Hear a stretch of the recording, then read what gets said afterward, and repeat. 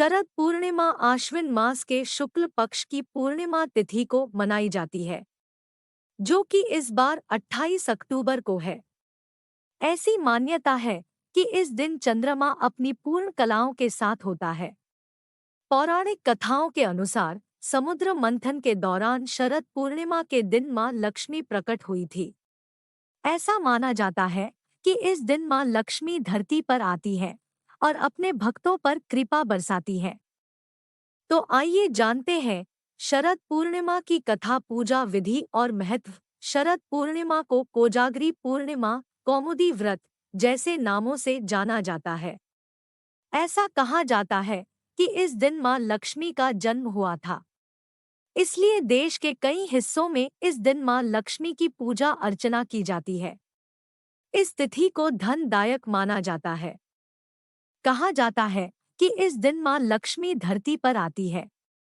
चंद्रमा इस दिन अपनी 16 कलाओं से पूर्ण होता है।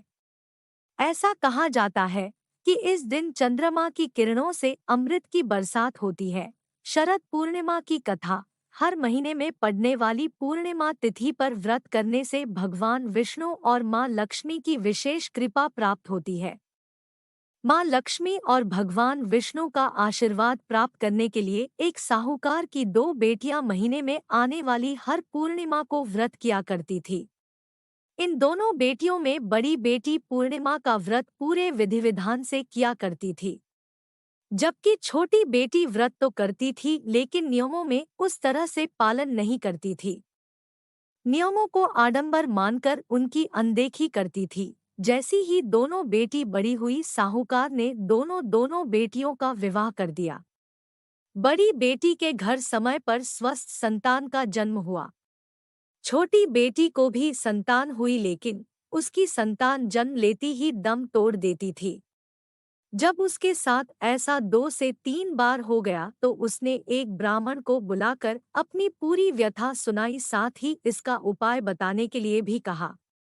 उसकी सारी बात सुनकर और कुछ प्रश्न पूछने के बाद ब्राह्मण ने उससे कहा कि तुम पूर्णिमा का अधूरा व्रत करती हो, इस कारण तुम्हें व्रत का पूरा फल नहीं मिल रहा है और तुम्हें अधूरे व्रत का दोष लगता है। ब्राह्मण की बात सुनकर छोटी बेटी ने पूर्णिमा व्रत पूरे विधि विधान से करने का निर्णय लिया।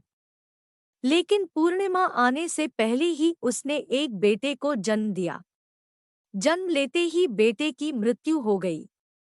इस पर उसने अपने बेटे के शव को एक पीढ़े पर रख दिया और ऊपर से एक कपड़ा इस तरह ढक दिया कि किसी को पता न चले। फिर उसने अपनी बड़ी बहन को बुलाया और बैठने के लिए वही पीढ़ा दे दिया। जैसे ही बड़ी बहन उस पीढ़े पर बैठने लगी, उसके लहंगे की किनारी बच्चे को छू गई और वह जीवित होकर तुरंत रोने लगा। इस पर बड़ी बहन पहले तो डर गई और फिर छोटी बहन पर क्रोधित होकर उसे डांटने लगी कि क्या तुम मुझ पर बच्चे की हत्या का दोष और कलंक लगाना चाहती हो?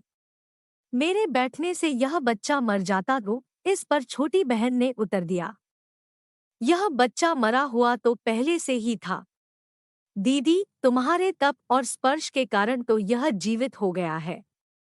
पूर्णिमा के दिन जो तुम व्रत और तप किया करती हो, उसके कारण तुम दिव्य तेज से परिपूर्ण और पवित्र हो गई हो। अब मैं भी तुम्हारी ही तरह व्रत और पूजन करूंगी। इसके बाद उसने पूर्णिमा व्रत विधि विधान से किया और इस व्रत के महत्व और फल का पूरे नगर में प्रचार किया।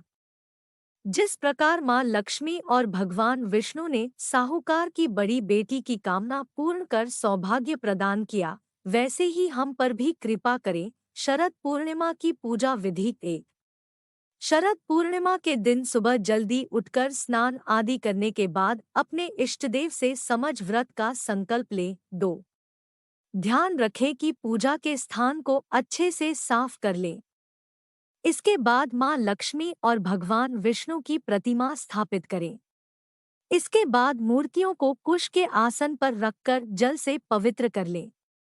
इसके बाद उन्हें गंध, अक्षत, पुष्प, धूप, दीप, नैवेद्य, तांबूल, सुपारी और दक्षिणा आदि अर्पित करें। इसके बाद पूजा और व्रत का संकल्प दोहराएं। 3। याद रखें कि भगवान की प्रतिमा के सामने शुद्ध घी का दीपक जलाएं। साथ ही माता पार्वती और भगवान विष्णु को सफेद या पीले रंग की मिठाई से भोग लगाएं। साथ ही उन्हें लाल और पीले रंग के फूल अर्पित करें। 4 शाम के समय चंद्रमा निकलने पर मिट्टी के 100 दिए या अपनी सामर्थ्य के अनुसार दिए गाय के शुद्ध घी से जलाएं।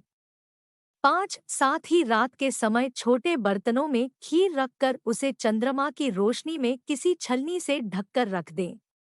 अगले दिन ब्रह्मा मुहूर्त में स्नान आदि करने के बाद मां लक्ष्मी को खीर अर्पित करें और फिर प्रसाद के रूप में परिवार के सभी